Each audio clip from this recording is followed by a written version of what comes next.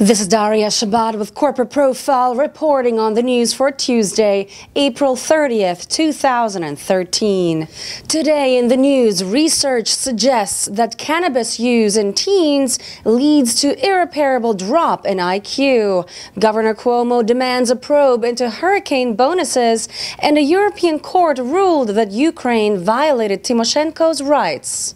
New research shows that cannabis users who start smoking the drug as adolescents show an irreparable decline in IQ, with more persistent use linked to a greater decline. On the other hand, adult-onset cannabis use is not linked to a decline in IQ.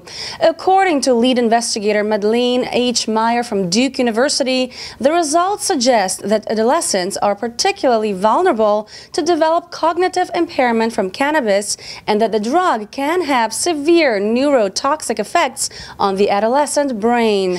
So basically, if you start smoking weed on a regular basis before you turn 18, there's a high chance you will become and remain more stupid than you could have been for the rest of your life. But the good news is that the study suggests that if you start smoking cannabis after 18 years of age, your IQ will not be diminished. Governor Cuomo has ordered an investigation into fat bonuses Con Ed executives hauled in as a reward for their handling of Hurricane Sandy, a storm response that he called a complete failure. And Cuomo wants the PSC to make sure that the cost of paying out $614,000 in bonuses is not passed on to the utilities ratepayers in New York City and Westchester County.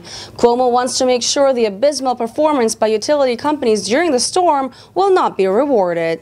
European judges have ruled that Ukraine's pre-trial detention of its ex-Prime Minister Yulia Tymoshenko in 2011 was arbitrary and unlawful, and her right to a legal review was violated. She was jailed for 7 years for abuse of office after a gas deal.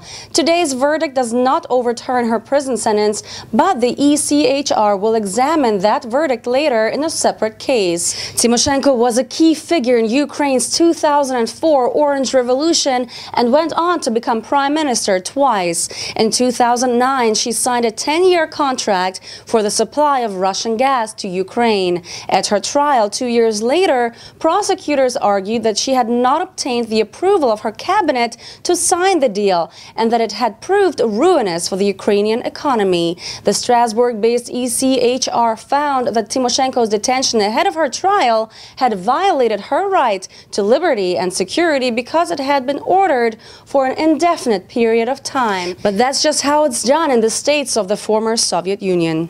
I'm Daria Shabbat with Corporate Profile. Make sure to visit our website at corporateprofile.com for more top headlines from around the world, as well as interesting business profiles. Post your comments, like us on Facebook, and follow us on Twitter.